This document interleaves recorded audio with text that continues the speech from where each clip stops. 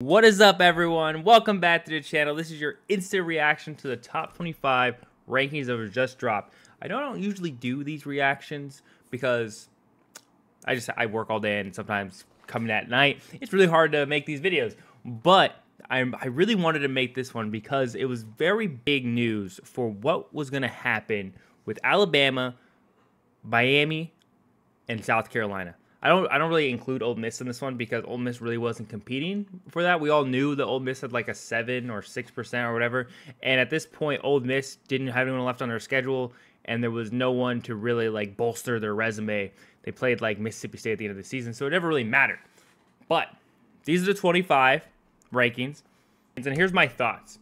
I know if you guys follow the channel, I talked in my previous video, my picks and predictions, as well as the video of my college football playoff rankings. I had South Carolina above Alabama, and I gave my reasonings for that, where South Carolina in the tail end of the season had been performing better than Alabama, especially since Alabama has been losing a lot of games at the end. But the reasoning that the committee gave was just essentially like Alabama is this against top 25 teams, and they are this against teams essentially above 500. And that metric is so like a cop-out to like what they've been preaching for the last however long they've been doing this. Especially like last year, they said visually you have to watch the games and you have to see who is the best team out there on the field. And you watch the game, and you're showing South Carolina has been really dominant. Even the games that they've lost, other than the Ole Miss game, they were in it. They were in it to win it. They were practically, some of those games, they should have won, but they're just not doing that this year.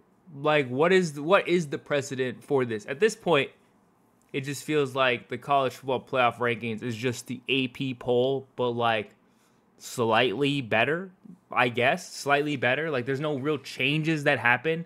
Essentially, once you're at like 2-3, like say like Penn State, Texas, you don't move. No matter how well you perform that week, no matter how well anything happens, you just don't move. And it's just essentially like to me, it just feels like it's just the AP poll. Just a better AP poll, I guess, and a more nationalized AP poll. But yeah, that's my thoughts initially on the rankings. But of the 25, it's very interesting to see like Army and Memphis have made it into the rankings. So Army is back. They played Tulane this weekend as a ranked team.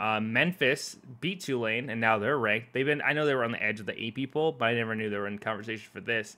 Another huge topic that I do want to discuss, the Big 12 is still essentially like 15 up, 15, 16, 18, and then other teams.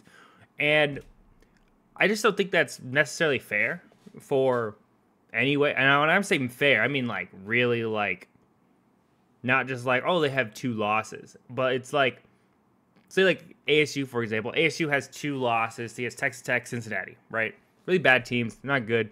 And then Alabama has 3 losses, 2 losses against Vanderbilt and Oklahoma, which one would argue Oklahoma is worse than Cincinnati and Texas Tech. And Vandy is better than they usually are, but they're still a bad team. And those are 2 losses. And then Alabama also has an additional loss, but it's to a better program. But ASU handles business, wins games, and they still get separated and put out. Essentially, like, ASU's wins are not good enough for these rankings, and they're sitting outside of South Carolina, Ole Miss, and Alabama. I would even argue that South Carolina's losses and Ole Miss's losses are better than Alabama's losses. Again, Ole Miss did lose to Kentucky, and then they lost to another unranked talent. But South Carolina's 3 losses are to 3 ranked teams. I know LSU isn't ranked here anymore, but they were. And in the CFP's rankings, they were ranked at some point. So it was not like they were just like dog crap at the time. And another noticeable one is the Ohio State-Tennessee thing. I initially put Ohio State behind Tennessee. I think I put Ohio State I put them at 8. I think I put them at 8 or 7, and I had Tennessee above them. And the reason was because Tennessee has been looking better overall. They're performing better. They've been killing teams. They've been handling business. And Ohio State just coming off of a loss against a barely above 500 Michigan team at home. Like, they were in Ohio State and they lost. And I don't think that moving down 4 spots really seals in a deal. When BYU loses 1 game and then they get sent 9 spots down the ladder, that's so crap. And then Miami, they lose 1 game and now they're out of the entire playoff. And I know I've been giving Miami a lot of crap lately, but there's just this double standard for some of these programs. And I think that Big 12 is getting hosed. I think Miami, they were in control of their own destiny, but I still think that they should have an opportunity here. And I don't think Alabama should be in.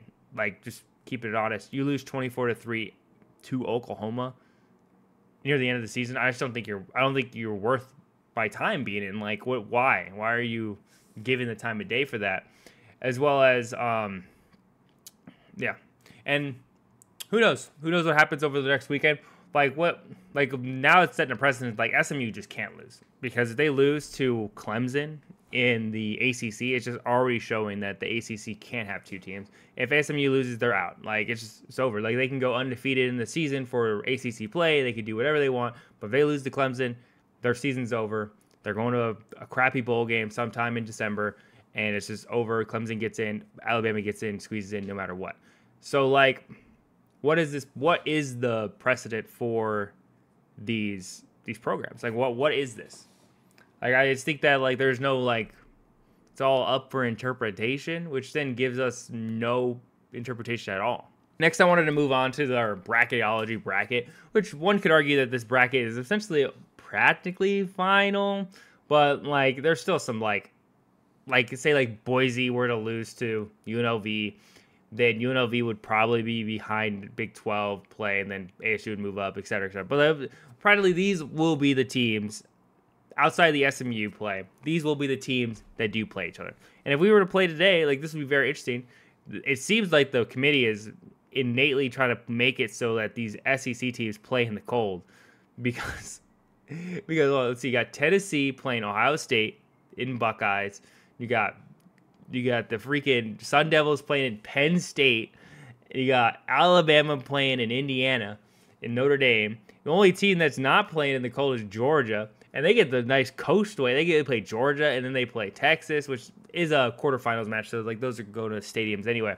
But that first round is going to be brutal for some of these southern teams. I know, just because you play this out doesn't mean you can't play in all elements. But as you can see, there are some people, i.e., Tua, struggles in the cold. And he was an Alabama quarterback. He struggles in the cold. And he's in the NFL. So, the weather does play a role. And playing in Pennsylvania, in Ohio, in Indiana, in late December is definitely going to play an impact. And I think that there's definitely a level of, not saying manipulation or intention when it comes to these spots. But it definitely looks like there's definitely some level of intention to me personally. That's just my opinion on it. And I think it would be very interesting to see what they do in the final rankings. Say Oregon beats Penn State. Will Penn State move down even farther? Would they switch spots with Notre Dame, or would they stay where they are? Or say Georgia, Texas, say Texas beats Georgia, does Georgia move down a little bit? Or what if Georgia beats Texas? Would they just flip spots? I think there's no real set in stone measurement to determine on what these teams are going to be doing. So then it just becomes this up in the air kind of conversation. And I hate that. I hate not knowing any level of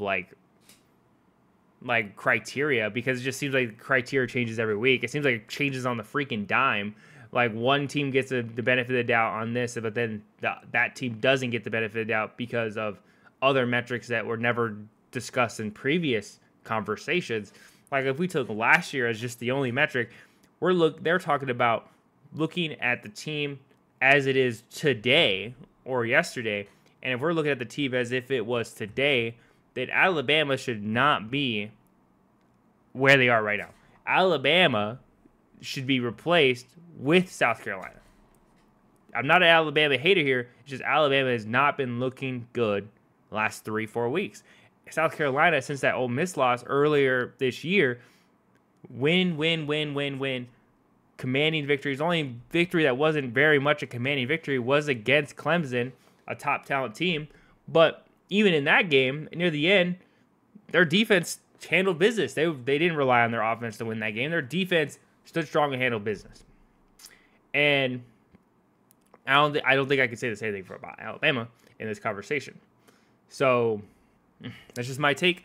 But if you like this kind of content, if you like my reaction, if you like me talking about the bracket and the bracketology, please like and subscribe. If you like other videos, please check out the rest of on the channel. That's going to be it. Peace.